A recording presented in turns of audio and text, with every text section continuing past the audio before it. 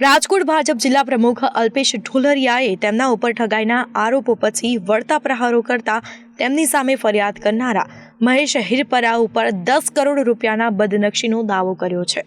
તેમણે તેમની સામે થયેલા આક્ષેપો અંગે જણાવ્યું હતું કે આ કોઈ રાજકીય ચાલબાજી અને કાવતરું હોય તેવી પૂરેપૂરી સંભાવના છે।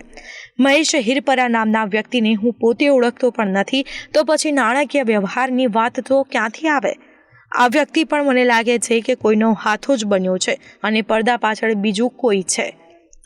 અલ્પેશ ઢોલરિયાએ આક્રમક અંદાજમાં જણાવ્યું હતું કે આ માટે પોલીસ મારી અને ફરિયાદી મહેશ હિરપરાની મોબાઈલ કોલ ડિટેલ પણ ચેક કરાવી શકે છે। આ ઉપરાંત બ્રેન મેપિંગથી લઈને લાઇટ ડિટેક્ટર ટેસ્ટ બધા માટે અલ્પેશ ઢોલરિયાએ તૈયારી બતાવી હતી। અલ્પેશ ઢોલરિયા પણ જાણે છે કે એક જ ડાઘ આખી રાજકીય કારકિર્દી ખતમ કરી શકે છે અને તેથી તેમણે આ આક્ષેપોમાં દમ નથી અને પોતે સત્યના પક્ષે છે તે દર્શાવતા ફરિયાદી ઉપર બદનક્ષીનો દાવો માંડ્યો છે। ભાઈ, આમ તો અમને વિપક્ષ ઉપર જ શંકા હોય અને ઈ જ નીકળશે, પણ છતાંય કોણ હોય અત્યારે મને ખબર નથી, પણ જે રીતે પોલીસ ઉપર મને ભરોસો છે એ તપાસ કરશે, સત્ય બહાર આવશે એનો મને ભરોસો છે। એ ઉપરાંત તમને કહી દઉં, મેં પોલીસ ફરિયાદ કરી છે અને 10 કરોડ રૂપિયાનો માનહાનિનો મેં દાવો કર્યો છે। 10 કરોડ રૂપિયાનો માનહાનિનો દાવો કર્યો છે।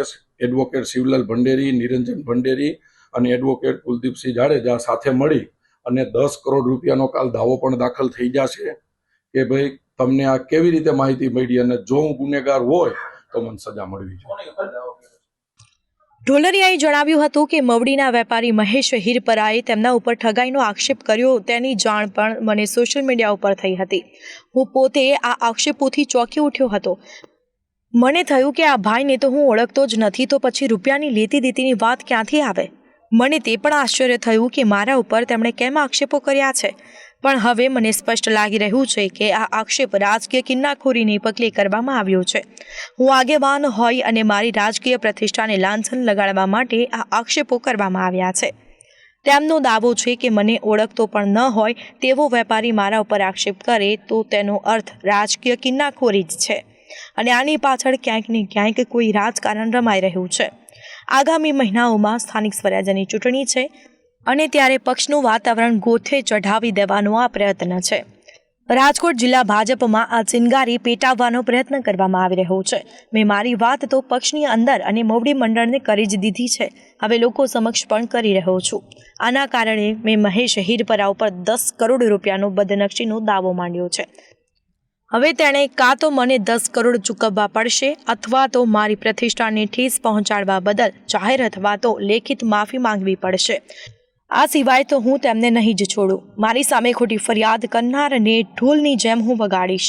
તેમણે જણાવ્યું હતું કે મારી સામે આક્ષેપો કરનારને હું ખુલ્લો પડકાર ફેંકું છું કે લડવું હોય તો સામી છાતીએ લડે। આ રીતે કોઈને હાથા બનાવીને લડવાથી કંઈ ફેર નહીં પડે। સામે છાતીએ લડો તો લડવાની તમને પણ મજા આવે અને મને પણ મજા આવે। આ રીતે છાનાછપના પ્રહારથી નહીં મને ફેર પડે કે નહીં તમારા ઈરાદા સફળ થાય। આમ અલ્પેશ ઢોલરિયાનો આ પડકારના કારણે રાજકોટ જિલ્લા ભાજપ પણ જાણે જોરમાં આવી ગયું છે। તેમણે સંગઠનના કાર્યકરોને પણ સાબદા થવા જણાવી દીધું છે અને કહ્યું છે કે આ પ્રકારની બાબતોથી ગેરમાર્ગે દોરવાઈ જવું નહીં। તેમણે જણાવ્યું હતું કે મેં બદનક્ષીનો દાવો એટલા માટે જ કર્યો છે કે આની પાછળ જે પણ હોય તે બહાર આવે અને મને તે પણ ખાતરી છે કે મહેશ હિરપરાએ ભલે કેસ કર્યો પરંતુ તેની પાછળ તો બીજું કોઈક જ છે। હું તેની પાછળના સૂત્રધારને પડકાર ફેંકું છું કે તે મારી સામે આવે।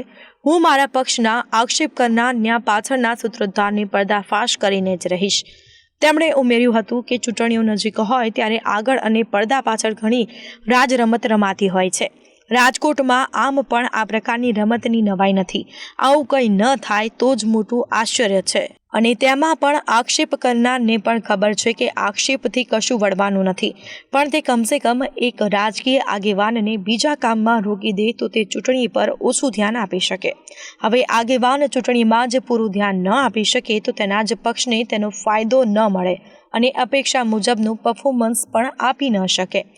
ઢોલરિયાનું કહેવું હતું કે મારા કિસ્સામાં તો મારે આ બધું જોવું છે કે પહેલાં તો આની પાછળ કયા પ્રકારની રમત છે, કયા હેતુ છે, કઈ રાજકીય ચાલબાજી છે, કેવી સોગઠાબાજી ગોઠવાઈ રહી છે। મારાથી કોને તકલીફ થઈ છે? આ વાત તો એવા કયા સ્તર સુધી પહોંચી છે કે છેક મારા ઉપર આક્ષેપો કરાયા છે. આ ઉપરાંત તે મને ટાર્ગેટ બનાવીને મારા દ્વારા કોઈ બીજાની કુકરી ઉડાવવા માંગે છે. આ ઉપરાંત કોણ મને હટાવીને તેનો રસ્તો સાફ કરવા માંગે છે. આવી કેટલીક વાતો છે. એક વખત પોલીસ તપાસમાં પડદા પાછળના કસબીનું નામ બહાર આવ્યા પછી તેને ખબર પડશે તેમ લાગે છે.